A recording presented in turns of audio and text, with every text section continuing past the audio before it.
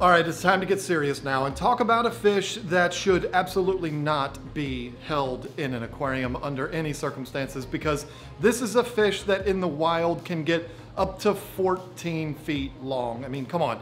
Who in the world has an aquarium that's going to accommodate a fish like that that's not named the Ohio Fish Rescue? I mean, they converted a big giant pool into a pond just to keep an Arapaima and some other fish. Arapaimas are one of those fish that should absolutely not be in this hobby, but they are an amazing fish. And my friend Rama down at Skoolz of Fish in Richmond, Virginia, has one in his shop that was brought to him. He didn't pursue this fish. Somebody brought it to him because they had to get rid of it.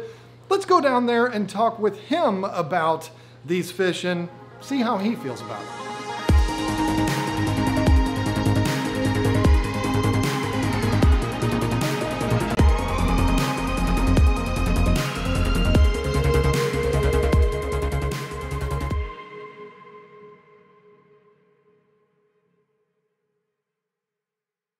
So right here again we have the Arapaima, a very prehistoric looking fish, one that don't really recommend for the aquarium trade. They get way too big.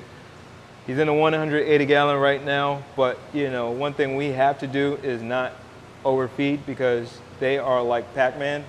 You will feed them and then the next day you'll watch them be a size bigger. So we have to limit the feeding that we do for this guy.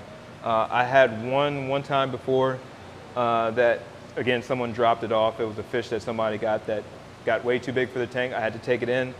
The biggest tank I had at that time was a tank full of frontoses, full-grown frontoses. He was bigger than this. Needless to say, I think I lost about 3 frontoses. Oh, no. So, you know, I can't say it enough. I don't really recommend them for the aquarium trade. They are cool, I'm not gonna lie. You know, when he gets full grown, if I can ride him in the river, you know, down the stream, that would be cool. You know, put a saddle on them, but they're not for that. You know, they're not something that you get just for your own guilty pleasures. So I have to limit my river riding in the near future. But we keep him in with random fish. We have some whiptail catfish. We had some other big fish in here that we sold. This tank typically are big fish that are for sale. Only thing that's not for sale is him. He has recently jumped out the tank. That's why we just put these tops on until we order more tops. But they are constantly looking for food. They will eat all day, every day. And the more you feed them, the more they're going to size up other fish in the tank to where, you know, he would look at these fish to see if he can try to eat them. I will feed them just to show you the appetite on these guys. They're cool to watch, but again, like I said, you have to have a little level of responsibility in knowing that this fish is going to grow way too big.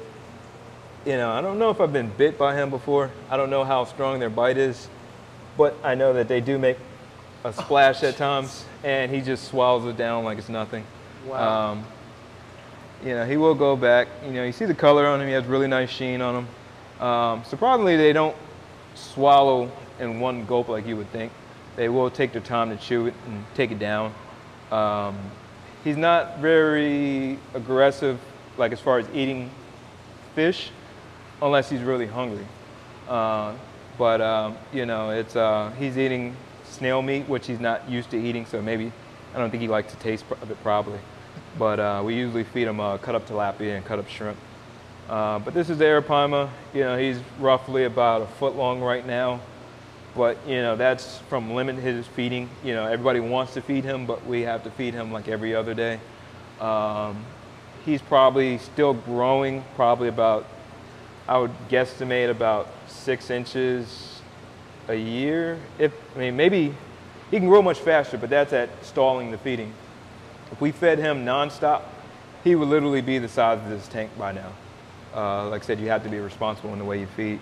You know, not starve them, but, you know, as you can see, his stomach, he is well fed. We just don't constantly feed him. So, you know, it's a fish that gets very big. You know, they have a very big appetite. They are jumpers, and they are super strong. You know, it's the River Monsters episode with Jeremy Wade. You know, I think he jumped into his chest or something like that and, you know, knocked the wind out of him. I'm not the least bit surprised. Usually when we're about to feed and I throw fish in there or the cut up shrimp, he will literally cause a big splash, and you can just see that kind of vibrations in the water. But you know, I would just suggest do not buy monster fish. I can tell you when river monsters came out, we had a big request for Arapaima and Skoolz catfish. Don't buy Arapaima or a Skoolz catfish. But if you can check one out here while he's here until he's donated to an aquarium, or check out more responsibly an aquarium that has them, that has an appropriate large tank that's tens of thousands of gallons, that's what they need to, you know, really watch them in their full beauty. But right now, he's unnamed.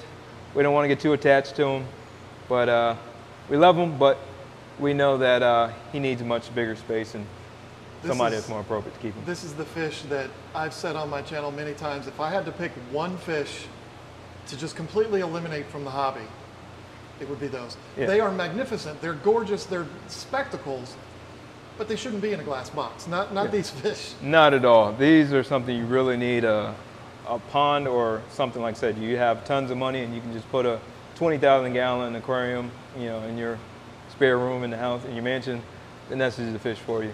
Now, there are alternatives, I will say. If you can afford a big tank, like 150 or actually a 180 or bigger, you know, I would say go with the Arowana.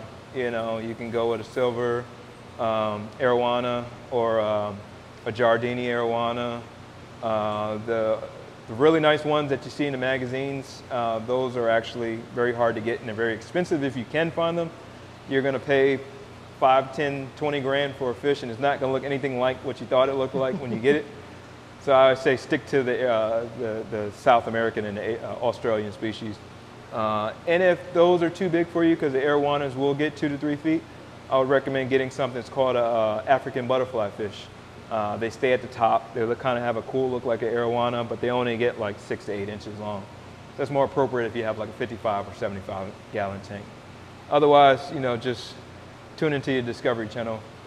And, look it up on YouTube. Look them up on YouTube. I'm sure KGTropicals has lots of links to, you know, other zoos and things of that nature where you can watch them in their full glory. Absolutely. Yep. Get them out of the hobby. That's right. Okay, I have to admit, I think Arapaimas are amazing. I love them. They are really cool dinosaur-looking dragon fish. They're incredible, and I just wish I could have one. But I just don't think an 8-foot tank is going to cut it. Maybe for a couple of years, but then I would have to get rid of it, so why even try? I would love to have one someday, but I just don't think it's ever going to happen. We can all dream, though. But anyway, big thank you once again to Rama down there at Skoolz of Fish for talking to us about this controversial fish. I don't know how long he's going to have that particular fish, but I'll definitely keep you posted on there because I think I'm going to be going down there quite a bit because he gets a lot of really unique stuff down in there, and then he also goes collecting fish and stuff like that. So it's going to be a lot of really cool stuff to see at that shop. Expect to be seeing it in the future. I can't wait. It's a lot of fun. So anyway, thank you so much for watching. Bye.